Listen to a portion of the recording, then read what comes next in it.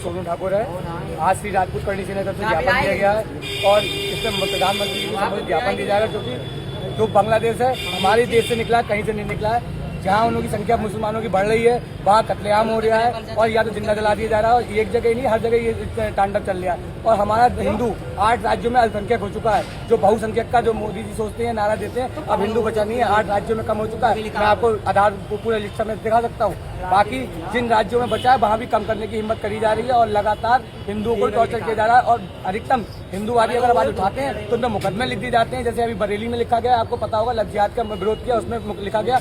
और अगर एक की हत्या नहीं है, मैं आपको बताना चाहता हूँ, आपने सुखदेव गोगामड़ी जी की हत्या घर में घुस के कर दी गई और आपके कमलेश तिवारी की घर में घुस के हत्या करी गई।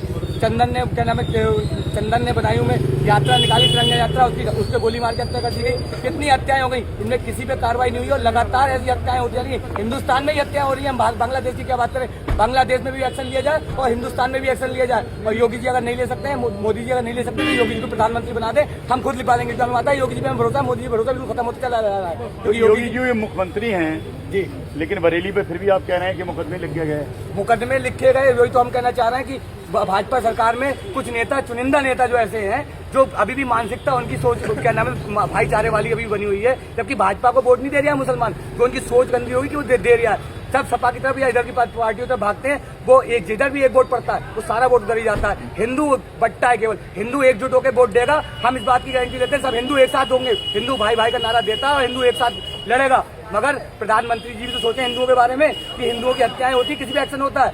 आप बता दिए, आपके सुखदेव गोगामड़ी जी की हत्या हुई, उनके घर में घुस के गोली मार दी गई, क्या एक्शन लिया गया? कोई एक्शन नहीं लिया गया। देश में लगातार प्रदर्शन हुए, सब कुछ प्रदर्शन हुए, कहीं भी एक्शन नहीं लिया गया। नेताजी भाईचारे की बात कर रहे हैं, भाईचारा तो कायम रहना चाहिए देश में। भाईचारा उनसे कायम है जो एपीजे अब्दुल कलाम है और या सूफिया कुरैशी जैसे देशभक्त हैं। हमारे इन लोगों से भाईचारा नहीं है, जिहादी सोच रखते हैं। सूफिया कुरैशी को भी आतंकवादी की बेटी बोल दिया था, जो कि ये वो देश के गद्दार होंगे जो बोल रहे हैं। जिसने देश सांसद ने बोला हमने सांसद के जूते मारेंगे 4, क्योंकि अगर गलत बोल रहा है तो। अगर जो हमारी देशभक्ति कर रहा है वो हमारा अपना एपीजे अब्दुल कलाम के लिए कोई बोलेगा, हम बीच में करना उतार देंगे कोई। मगर जो देशभक्त है उसके लिए हम सगे हैं, और जो देशभक्त नहीं है, जैसे मौलवी मदनी कहता है कि जिहाद कराऊंगा मैं, क्या कराएगा जिहाद? क्या अत्याचार हो रहा है? हिंदू मारा जा रहा है, अत्याचार तो हो रहा है। क्या अत्याचार हो रहा है जो तू जिहाद कराएगा? और जिहाद करना उन्हें आता तो हमें भी आता। अब हम भी मरने के लिए तैयार बैठे रहेंगे। बहुत बढ़िया।